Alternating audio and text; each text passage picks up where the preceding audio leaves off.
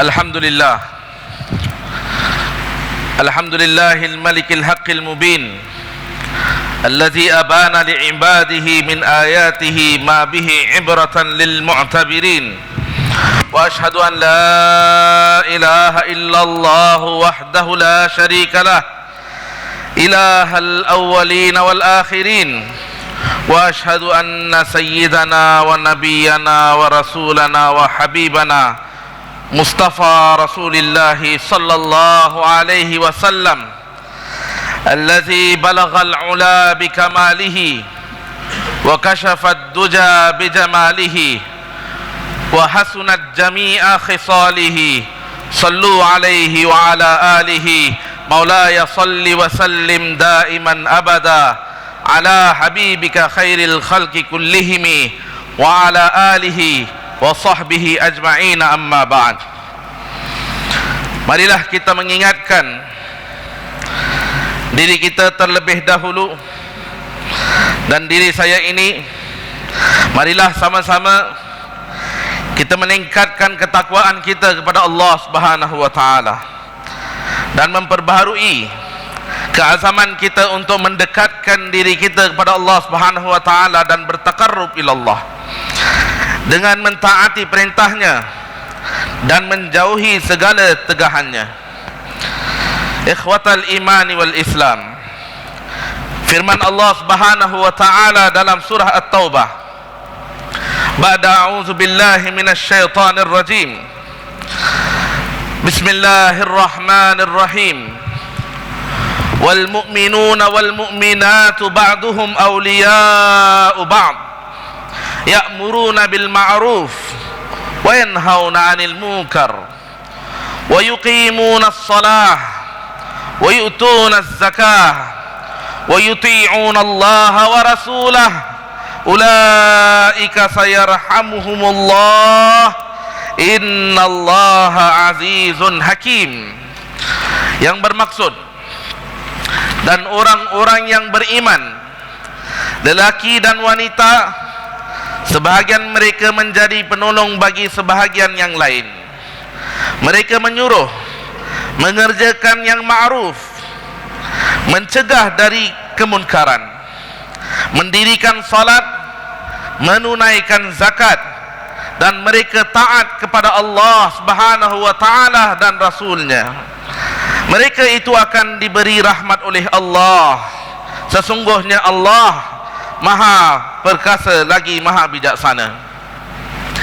Kita dapat lihat dalam ayat ini bagaimana Allah Subhanahu wa taala menyebut amal ibadah selepas amar ma'ruf, yaitu mengajak kepada kebaikan dan nahi munkar yang bermaksud mencegah daripada kemungkaran. Ayat ini juga mengisyaratkan bahawa yang dituntut daripada umat ini bukan sahaja beramal ibadah semata-mata atau memiliki akhlak yang mulia sahaja, tetapi dia juga seharusnya menyumbang ke arah kesejahteraan sosial secara keseluruhan. Rasulullah sallallahu alaihi wasallam juga pernah bersabda, orang beriman itu bersikap ramah dan tidak ada kebaikan bagi seorang yang tidak bersikap ramah, dan sebaik-baik manusia adalah orang yang paling bermanfaat bagi manusia. Di dalam sebuah hadis yang lain, Rasulullah sallallahu alaihi wasallam pernah bersabda, perumpamaan seorang mukmin adalah bagaikan pohon kurma. Bahagian manapun yang engkau ambil, maka akan bermanfaat untukmu. Ayat dan hadis-hadis yang tersebut membuktikan kesyumulan agama kita, agama yang merangkumi pelbagai aspek kehidupan. Ikhwatal imani wal Islam, di dalam Al-Quran keamanan sangat dititik beratkan. Bahkan kalimat-kalimat Al-Quran yang berasal daripada istilah aman tersebut di dalam Al-Quran sebanyak 789 kali. Ini mengisyaratkan kita betapa pentingnya keamanan dan kesejahteraan, dan bagaimana kedua-duanya itu diberikan keutamaan oleh Allah Subhanahu wa taala. Perhatikan doa Nabi Ibrahim alaihi salam bagi kota Mekah di dalam surah Al-Baqarah ayat 126. Ba'da a'udzu billahi minasyaitonir rajim. Wa idz qala Ibrahim rabbi ij'al hadza baladan amina warzuq ahlahu minas samarati man amana minhum billahi wal yaumil akhir. Yang bermaksud, dan ingatlah ketika Ibrahim berdoa, wahai Tuhanku, jadikanlah negara ini negara yang aman, sentosa, dan berikanlah rezeki daripada buah-buahan kepada penduduknya yang beriman di antara mereka kepada Allah dan hari kemudian.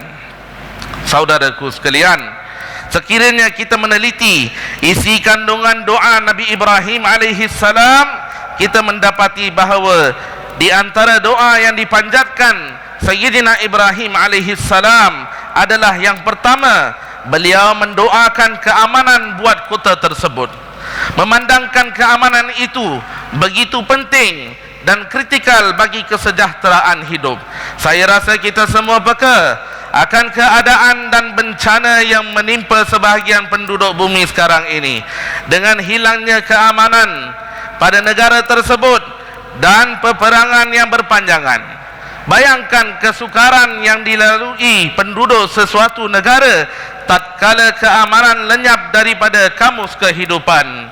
Kita tidak dapat menafikan bahawa terdapat pelbagai faktor yang menyumbang kepada kesengsaraan tersebut. Tambahan pula perbuatan ekstrim beberapa individu tertentu yang mengaku Muslim tetapi melakukan perkara yang jauh daripada landasan Islam. Bahkan rentetan daripada kejadian-kejadian yang berlaku, sebahagian umat Islam di rantau lain tidak dapat lari daripada terkena tempias, keraguan dan layanan yang tidak wajar yang mereka hadapi. Ini dilakukan oleh individu-individu yang tidak dapat membezakan di antara ajaran agama itu sendiri dengan tindakan tidak bertanggungjawab sebahagian kecil dari pengikutnya. Alhamdulillah, ba'da alhamdulillah, summa alhamdulillah, kita beruntung kerana di negara kita ini kita belum menyaksikan kejadian-kejadian yang merisaukan seperti ini. Sebagaimana penduduk negara ini, sebagai penduduk negara ini, kita tidak mahu kedudukan kita dipertikaikan atau keselamatan kita terancam. Kita rakyat negara ini dan kita berhak untuk hidup dalam keadaan aman. Di waktu yang sama, kita juga perlu menyumbang kepada usaha untuk melestarikan kesejahteraan negara ini secara menyeluruh. Dalam kehidupan bermasyarakat, kita mesti sama-sama berganding bahu untuk membasmi faktor-faktor yang boleh menyebabkan keamanan yang kita nikmati ini terancam. Saudara sekalian, aspek kedua yang dipohon oleh Nabi kita, Nabi Ibrahim alaihi salam, adalah kemakmuran negara. Kemakmuran adalah satu nikmat yang harus disyukuri dan diusahakan. Islam tidak menghalang umatnya untuk berusaha ke arah kemakmuran ekonomi. Namun sebagai Muslim, kita sering diingatkan memerhatikan keseimbangan dalam segala perkara. Kita berusaha untuk kemakmuran dunia dan kesejahteraan duniawi, akan tetapi jangan sekali-kali kita mengabaikan kemakmuran akhirat kita kelak yang kekal abadi.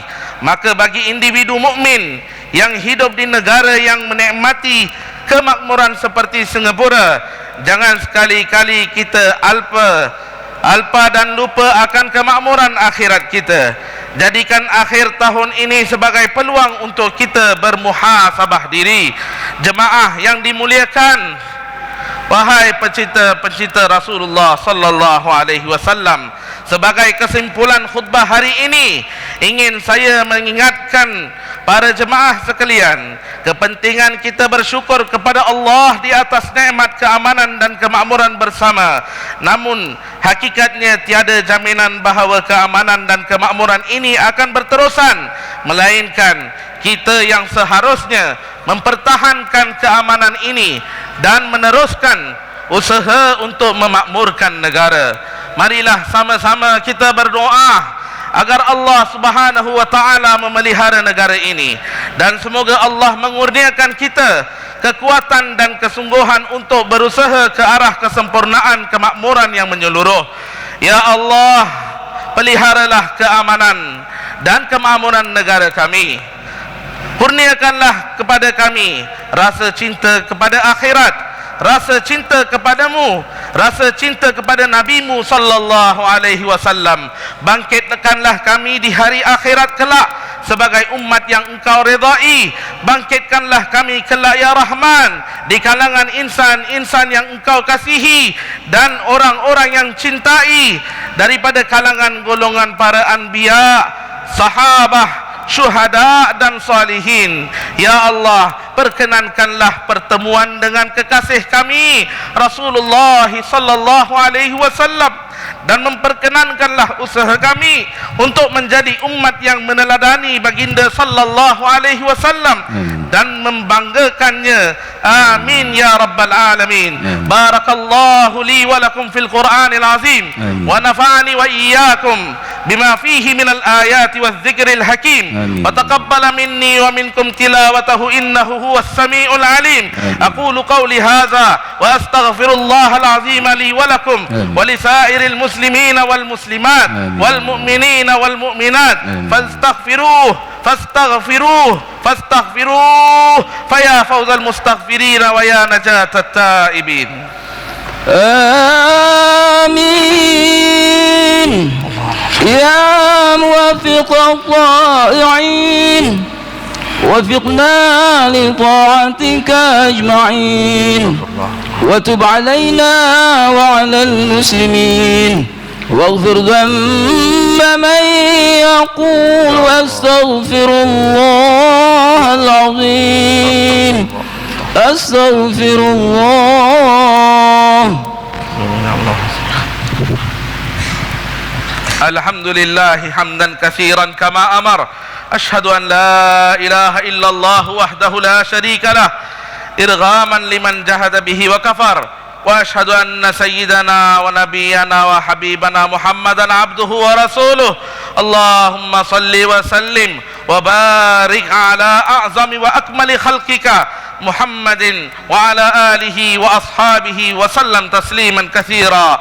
أما بعد، فيا عباد الله اتقوا الله واعلموا أن الله أكرمكم حيث أمركم بأمر بدأ فيه بنفسه وثنى بملائكته بقدسه، فقال تعالى ولم يزل قائلا عليما: إن الله وملائكته يصلون على النبي يا أيها الذين آمنوا صلوا عليه وسلموا تسليما. اللهم صل. Alhamdulillah. Before I end my khutbah, let me share with the brothers points and pointers, a summary of the khutbah. Firstly, completeness of our religion, which covers all aspects of our life besides worship Allah and ittiba' ar-Rasul, being the ummah of the Prophet who was sent as a mercy to the universe. We must continue his legacy to spread kindness and be beneficial to people around us. Rasulullah sallallahu alaihi wasallam mentioned in a hadith, a believer is friendly and there is no merit for a person who is not friendly, and the best of humankind is one who brings the most benefit to others. The parable that Rasulullah sallallahu alaihi wasallam drew in another hadith, a mu'min is like the date tree. Whichever part of the tree that you take, it will benefit you. The dua of the Prophet Ibrahim alayhi salam for city of Makkah. Prophet Ibrahim alayhi salam prayed for peace, as we are all aware of how people are affected in countries with no more peace, and only to wake up to see a new day with trauma and pain. Alhamdulillah, we are still blessed in Singapore that we have not witnessed such worrying incidents, As residents of this country, we have the right to live and carry out our daily activities in peace. In living as a community, we must work together and cooperate to tackle factors that can threaten our peace, prosperity and security, which was the second part of Nabi Ibrahim's dua. To ensure all these are achieved, we must continuously dua and actively strive to protect the peace and continue in our efforts to help the country to prosper.